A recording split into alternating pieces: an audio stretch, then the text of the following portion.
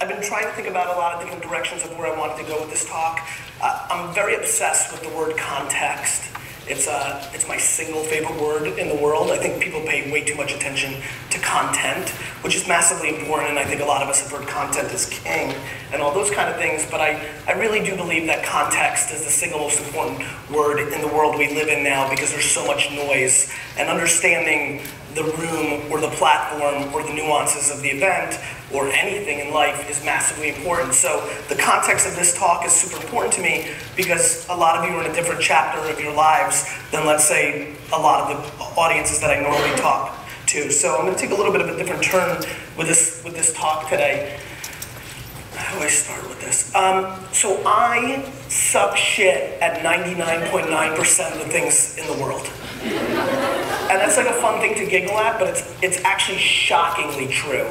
I was a solid F student in school, and I'm not kidding. Like, I think when I tell people that I was a D and F student, people laugh like, ha, because I've had success, and they think I mean B's and C's. No, I mean like D's and F's, right? I was really bad at school, mainly because since the time I can remember, which is like, 3, I've always wanted to sell stuff, right? I'm a businessman through and through, and I think about why have I been able to be successful, even though everything that led up to, let's say, when I was 18 years old, on paper, traditionally the way we score, lent itself to make people believe that I wasn't going to be successful.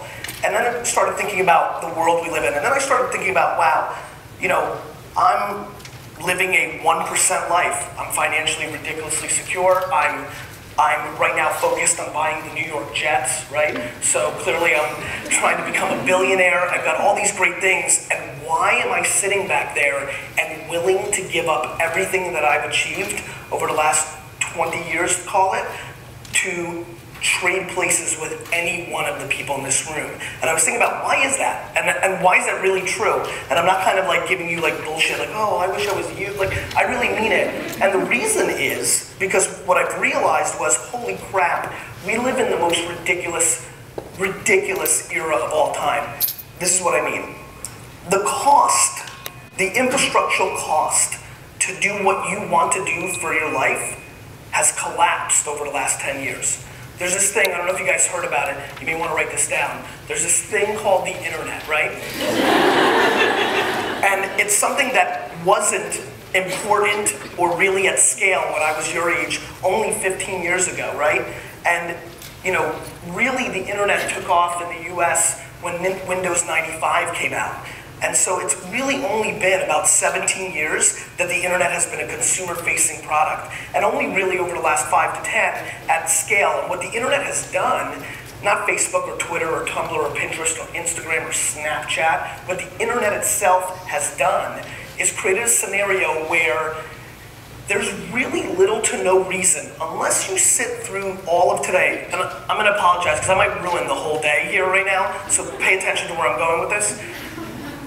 Unless you're obnoxiously obsessed with the organization and or person during the rest of the day today, I think you have to seriously debate where you are in your life right now and give enormous thought to trying to make the thing that you love the most in the world work for you.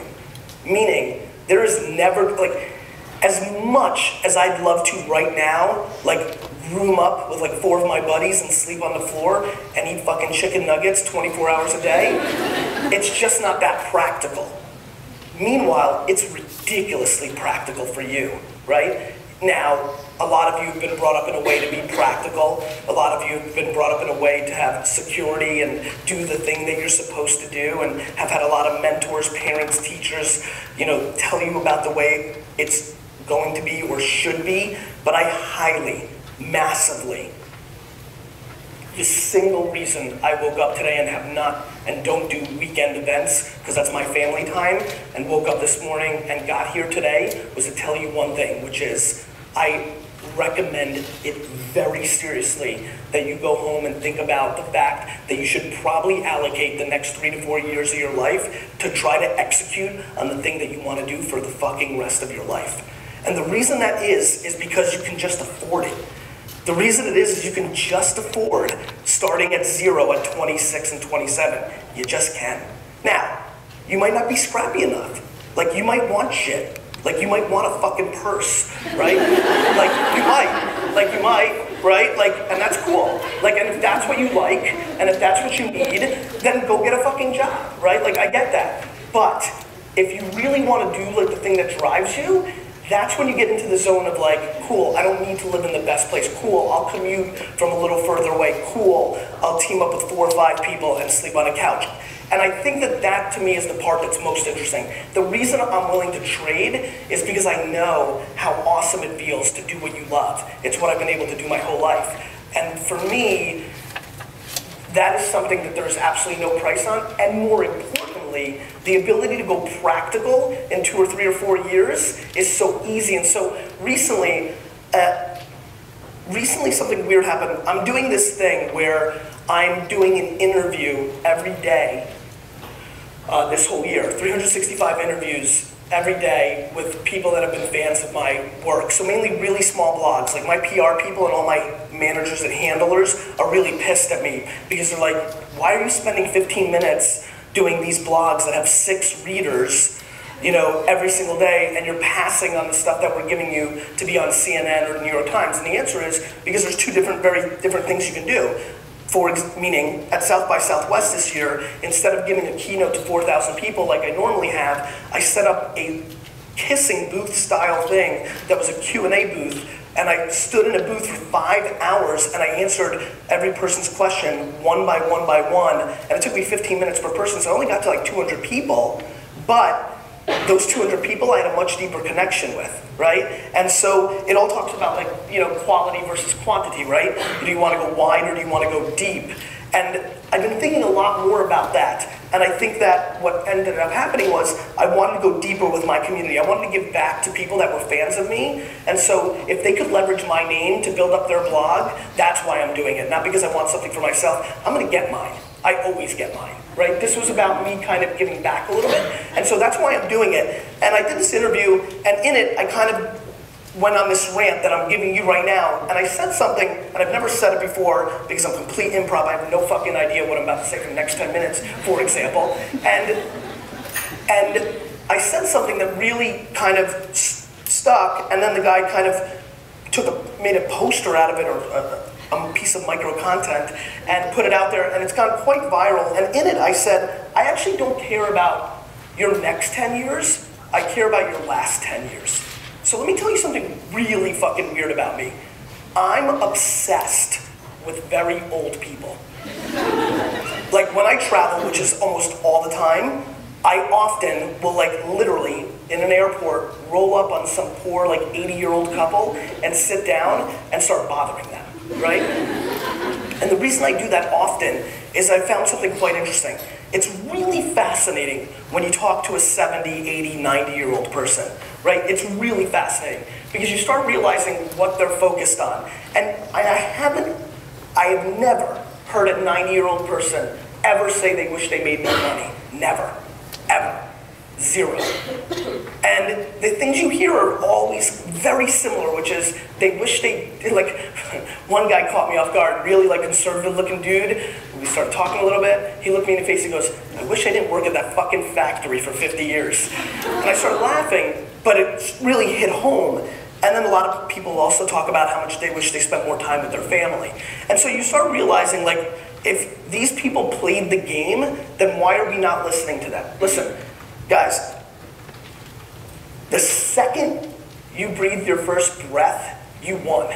I don't know all your circumstances, but I'm assuming the majority of you were born in this country. The second you're born in America, you fucking won, right? When you put it into context about what's going on out there, it is ridiculous, the opportunity we have now, because not only all the businesses in place and all the things that can be done, but it has never been cheaper or more practical to try to build a career for yourself because of the infrastructure of the internet. So for me, what's most fascinating about everybody that's sitting in this room is how fertile and opportunistic this next chapter is for you. And what I really worry about is a lot of you looking back in 30, 40, 50, 60 years, and thinking back to this exact speech and saying to yourself, why didn't I fucking listen to him?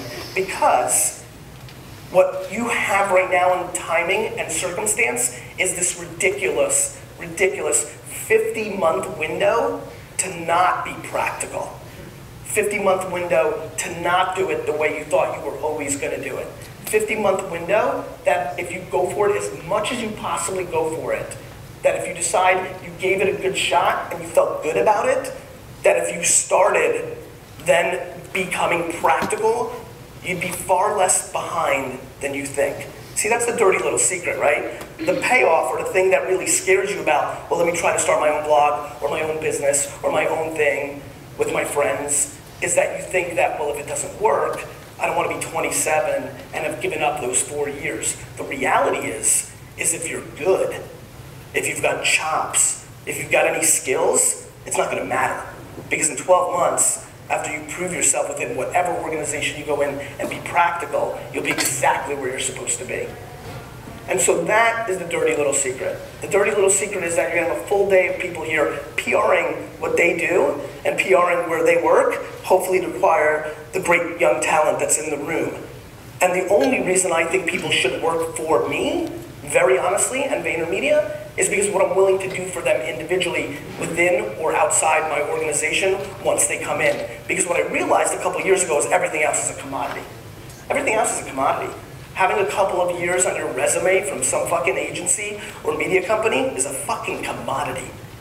But what's not a commodity is the relationships and the people and the individuals that can actually guide you to the place you want to be. So what I'm basically telling you here today is fuck everything you hear.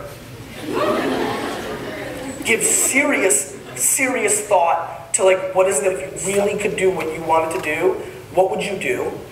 Recognize that it has never been cheaper, ever been cheaper to be able to achieve that or do that. Recognize that the far majority of the people on the panels today are working for companies that have disrupted traditional media companies or agencies at far less costs, right? When you look at Thrillist or Huffington Post or Daily Candy or all these platforms, I mean, Perez Hilton with no money years ago, before the internet really was at scale, was a bigger media company than Us Weekly at a point, and he did it with $0. For a lot of you that probably don't know, I come from the wine business. More people were watching my wine show than were reading the Wine Spectator, and they were the leader for 30 years and spent millions of dollars building that business. I just put out good content on YouTube and used Twitter and Facebook to promote it. It's just different. That's it. The reason I'd switch with you is it's just different. Like, I wish that I had the scale and the breadth of opportunity that you guys have. You dropped your phone.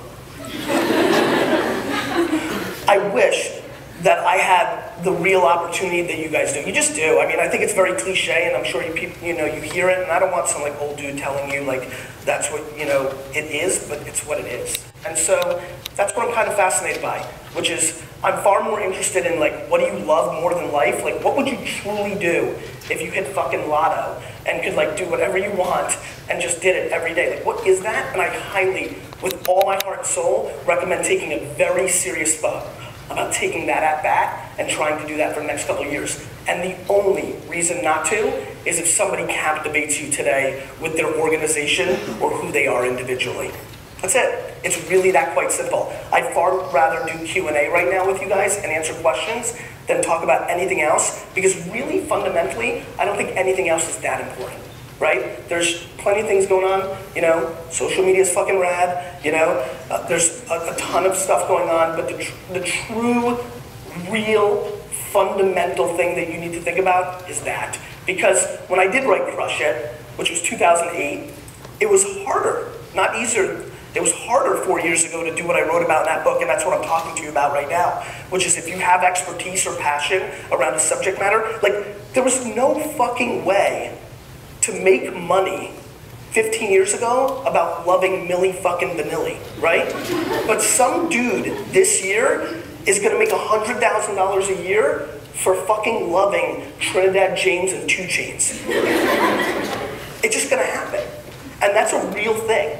And so that's something I think you guys need to think about. Because really, very honestly, I'm giving this talk for one person.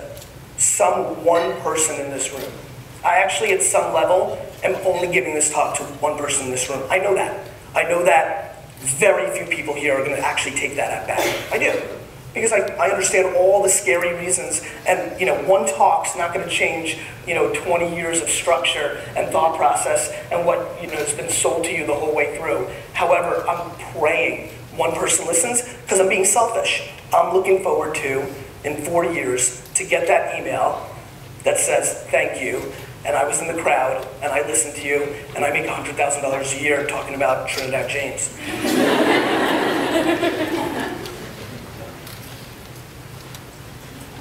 I really get scared because as I sit and talk about it, I always wonder what you're thinking, right? I always think about do you think I'm straight full of shit? Do you think it's not practical at all? Do you think it's why is he going this route? Do you think that's fine, but that's not real? It's just something that I'm scared about because it's so obvious to me. It makes me so sad that we are in an infrastructure now that a lot of people work in places they work because they have student loans that taught them nothing that's actually practical about the way the world actually is. It scares me that I failed every one of my fucking classes and I travel the country speaking at Harvard and Yale and the University of Chicago Business School, and I walk in there and listen to the lecture before I speak, always to get a little context, and the fucking professor's lost. Lost. Because the world is completely different in the last 3 years than it was 3 years ago. The world's different than it was 6 months ago.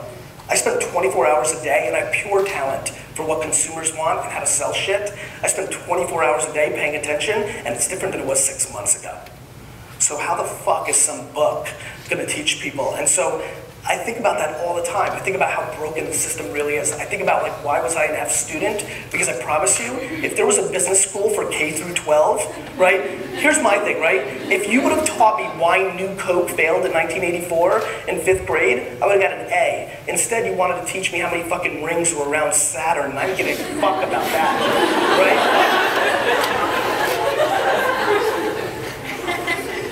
And that's it, right? And I think we all know this. And I think you know it. I just think it's scary. I guess I would tell you that doing what you love is the #1 thing that could ever happen to you. It's far better than stuff. And if there's any way that I could convince you to just go for it for the next 3 or 4 years, which is going to eliminate stuff. And it's going to eliminate fun stuff like going out, right? With your friends or vacations or it's not just fucking purses. But I highly recommend giving it thought because the stakes are high, and the reason the other people around you that you look up to, unless you have young, slightly older brothers and sisters, is they didn't have it. Your parents didn't have this true infrastructure to take that at bat. It's not that they're wrong, they just didn't have it. They just didn't have it. It wasn't practical. Being ambitious for what you want to do and taking it at bat at actually doing it is actually practical now. It just is. You're not gonna, the way entrepreneurs took shots back in the day is they borrowed hundreds of thousands of dollars to start something that was physical, and 99% of it went out of business. The cost that you're gonna put into trying to do your own thing is just gonna be your time. And the #1 thing that you have right now over me, bless you, the #1 thing you have over me right now is your time. That's why I'm willing to trade with you. Because time is the biggest, most valuable asset in the world. And for all the cash and shit and connections that I have, I can't trade that for time. And so I highly recommend you take advantage of the thing that you have that so few other people have, which is the ability to go do something right now and the time to actually execute it. And that if you're gonna be practical, find a place that you can be inspired, find a place that the people within that organization actually give a shit about who you are within and without your walls of that organization, and be very strategic about it. Take a little less money to get the right mentorship and stepping stones, because I'm obsessed with taking 1 step back for 2 steps forward. Way too many people take the best looking thing at 23 and 22, and then at 25 the game's changed. And so really give that a lot of thought as well. I would highly recommend auditing the opportunity predicated on 3 or 4 years from now, not for the next 12 months. Very, very important. That's all I have to say. I'd much rather do Q&A, and since this is pretty good acoustics, you don't have to come up here, you can just raise your hand, I'll repeat it, but I'd love to do some Q&A. Please don't be scared, and thank you for having me. Thank you. So, yes. Who's got a question?